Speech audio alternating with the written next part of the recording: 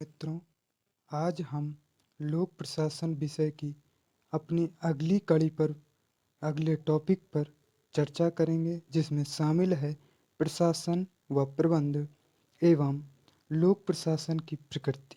इन दोनों विषयों पर आज की चर्चा संपन्न होगी।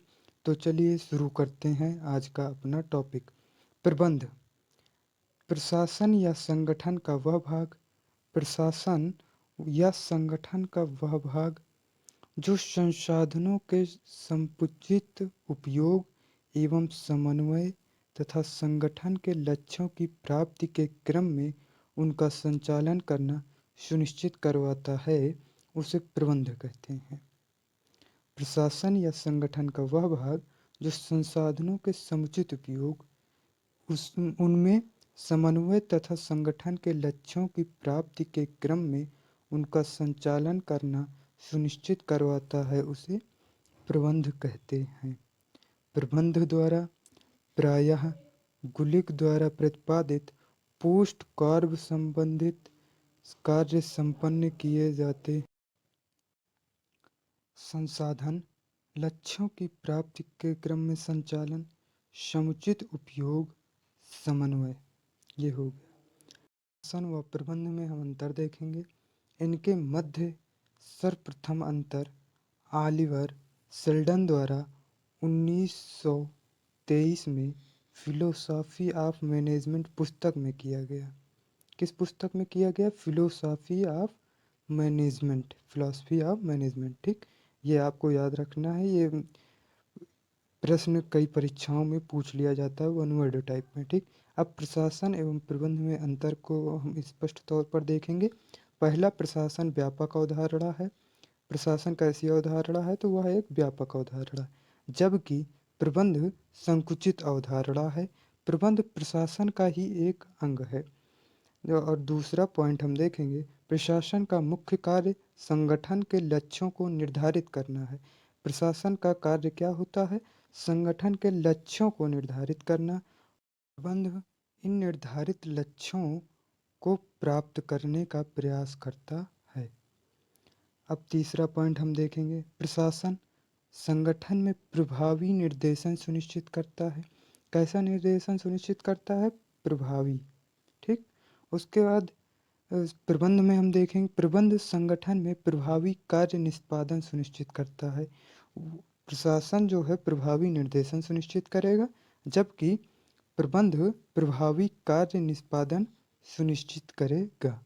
ठीक, अगला हम देखेंगे, प्रशासन व प्रबंध से संबंधित विभिन्न विचारधाराएं जो हैं उन पर हम चर्चा करेंगे। पहली विचारधारा है अमेरिकन, जिसको हम 3 भागों में बांटते हैं। तो पहली अमेरिकन है, दूसरा है एंग्लो विचारधारा या जिसे हम आंग्ल विचारधारा भी कहते हैं, और तीसरी विचारधारा भी है। जैसे पहली विचारधारा अमेरिकन को देखते हैं।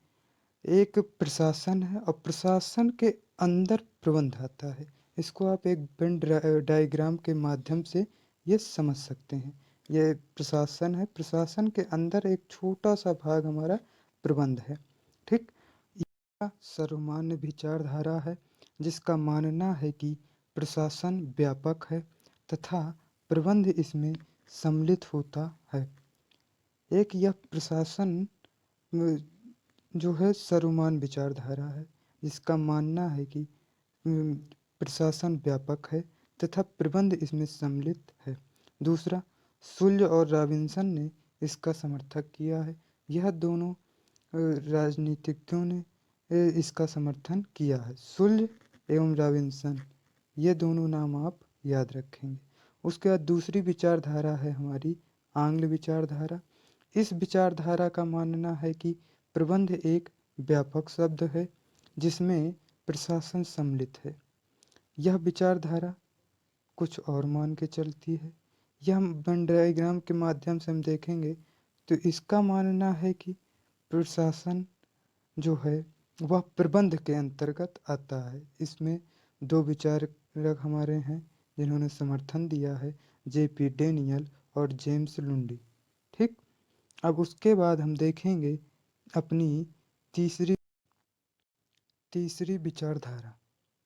इस विचारधारा का मानना है कि प्रबंध व प्रशासन एक दूसरे के पर्यायवाची हैं तथा इन दोनों के मध्य किसी प्रकार का अंतर नहीं है, जिसमें कि दो हमारे विचारक, तीन विचारक शामिल हैं, फॉलेट, उर्विक और MP शर्मा। अगला टॉपिक हम देखेंगे लोक प्रशासन की प्रकृति। लोक प्रशासन की प्रकृति में पहला है प्रबंधकीय व एकीकृत, ठीक, जिसमें हम प्रबंधकीय को देखेंगे। इस दृष्टिकोण का मानना है कि लोक प्रशासन की प्रकृति केवल उच्च स्तरीय प्रशासकीय निर्णय लेने, नीतियों व कानूनों के व्यवहारिक क्रियान्वयन को सुनिश्चित करने से है, अर्थात संगठन में उत्तरदायी व उच्च पदों पर आसीन व्यक्ति तथा उनके कार्य लोक प्रशासन की प्रकृति को स्पष्ट करते हैं। इसके समर्थक दो विचारक हैं, साइमन और स्मिथबर्न। आप ये दोनों नाम अवश्य याद रखेंगे क्योंकि परीक्षाओं में यह महत्वपूर्ण होता है कि आप अगर इनका नाम लिखते हैं तो उससे नंबर ज़्यादा मिलेंगे, ठीक। अगली चर्चा हम एकीकृत पर करेंगे। संगठन में उच्च स्तर को लेकर निम्नतम स्तर तक एक कार्यरत समस्या कार्मिकों की क्रियाओं को यह दृष्टिकोण लोक प्रशासन की प्रकृति में सम्मिलित करता है, ठीक। संगठन में उच्च स्तर से लेकर निम्नतम स्तर तक कार्यरत समस्त कार्मिकों को क्रियाओं का यह दृष्टिकोण लोक प्रशासन की प्रकृति में सम्मिलित करता है।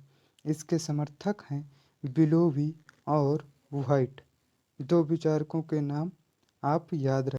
दूसरा पॉइंट हम देखेंगे तो लोक प्रशासन विज्ञान या कला के रूप में, ठीक। तो इसके समर्थक हैं बिलोवी, विल्सन एवं मर्सन। तीन नाम आप ये याद रखेंगे, ठीक। इसमें पहला पॉइंट हम देखते हैं लोक प्रशासन को विज्ञान के रूप में जब हम देखते तो लोक प्रशासन में विज्ञान की भांति सर्वमान्य सिद्धांत व नियम हैं। ये सिद्धांत सार्वभौमिक है, ठीक। एग्जाम्पल पद सोपान, ठीक।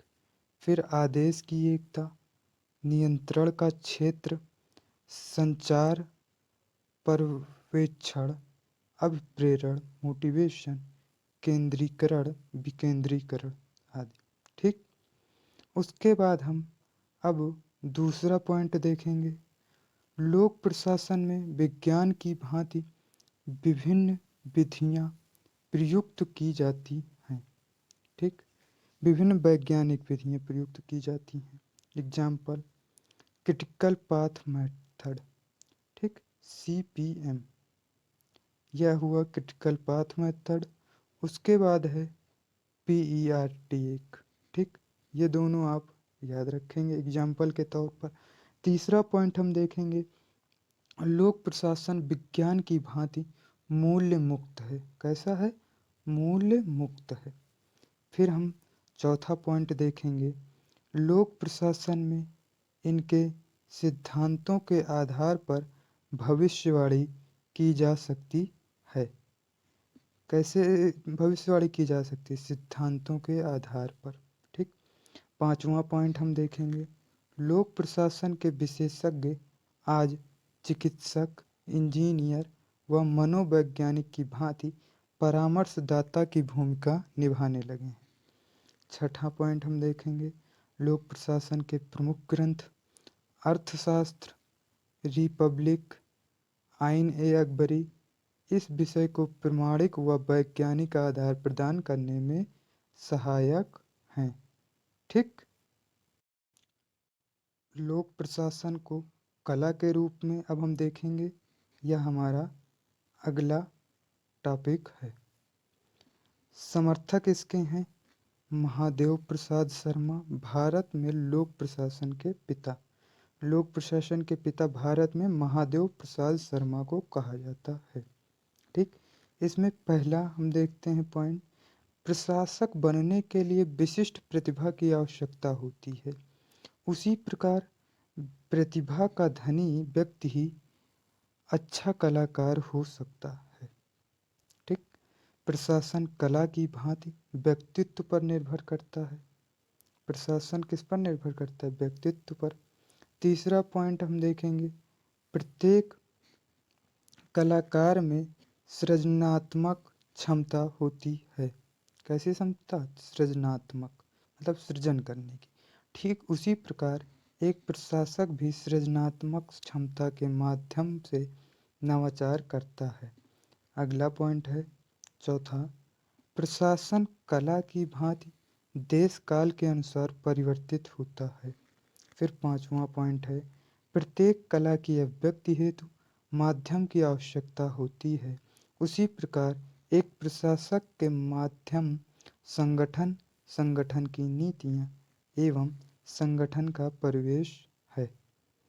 फिर छठा पॉइंट है हमारा, कलाकार बनने हेतु प्रशिक्षण व अभ्यास की आवश्यकता होती है।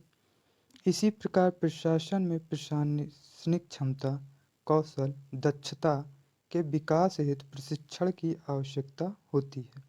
सातवां पॉइंट, जिस प्रकार कला का विकास धीरे धीरे हुआ है, उसी प्रकार प्रशासन का विकास भी निरंतर हो रहा है। स्पष्टतः कहा जा सकता है कि लोक प्रशासन ना तो कला है, ना विज्ञान है, बल्कि यह सामाजिक विज्ञान का विकसित होता विषय है। कैसा विषय है? यह एक विकसित होता विषय है। आज का टॉपिक इसी पर समाप्त होता है। फिर मिलेंगे अगली कड़ी के साथ। धन्यवाद। जय हिंद, जय भारत।